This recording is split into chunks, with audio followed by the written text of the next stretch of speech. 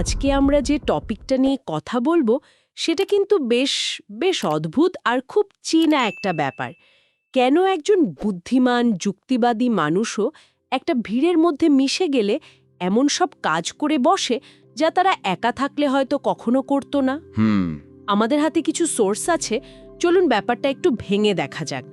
মূল প্রশ্নটা হলো, একটা ভিড় কিভাবে একজন মানুষের তার চিন্তাভাবনাকে হাইজ্যাক করে ফেলে?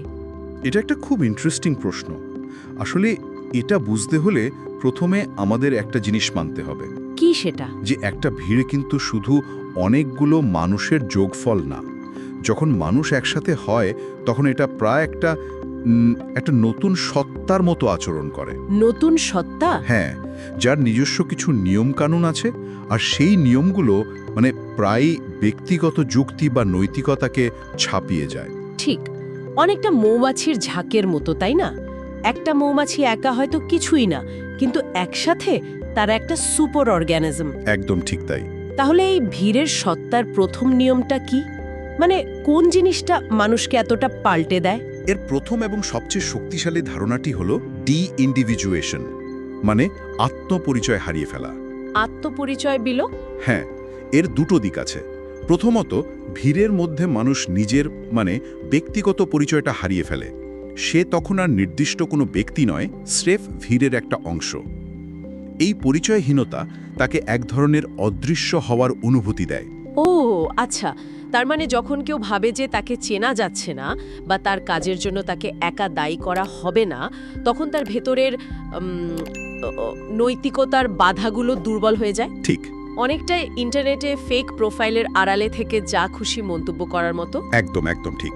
আর এর সাথে সাথেই আরেকটা জিনিস কাজ করে, সেটা হলো diffusion of responsibility. Diffusion of responsibility? হ্যাঁ, যখন হাজার হাজার মানুষ একই কাজ করছে, তখন কোনো একটা খারাপ কাজের দায়ভারও হাজার ভাগে ভাগ হয়ে যায়।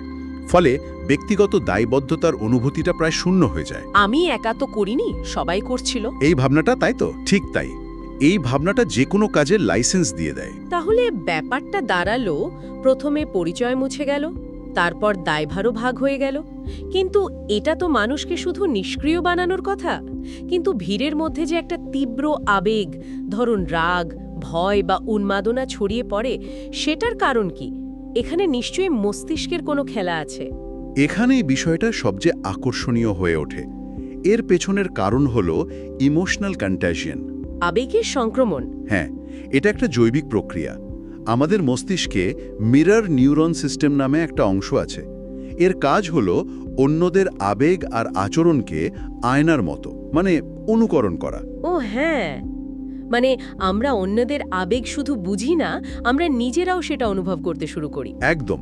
আর একটা ভিড়ের মধ্যে যখন রাগ বা ভয়ের মতো তীব্র আবেগ আগুনের মতো ছড়াতে থাকে, তখন এই মিরর নিউরন সিস্টেমটা অতিমাত্রায় সক্রিয় হয়ে ওঠে। আচ্ছা। আর এই আবেগের ঢেউ মস্তিষ্কের যুক্তি কেন্দ্র অর্থাৎ প্রিফ্রন্টাল কর্টেক্সকে প্রায় অকেজো করে দেয়।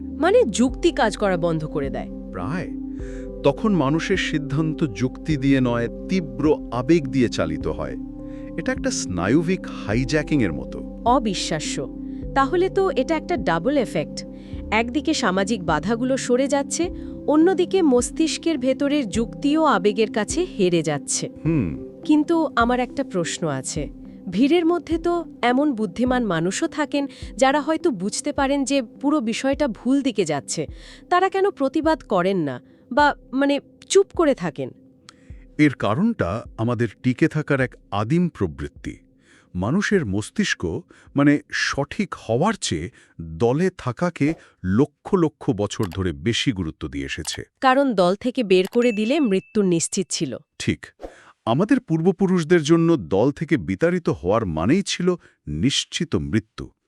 এই গভীর ভয় থেকেই জন্ম নেয় গ্রুপথিঙ্ক। গ্রুপথিঙ্ক দলের সাথে একমত থাকাটাই মূল লক্ষ্য হয়ে দাঁড়ায়।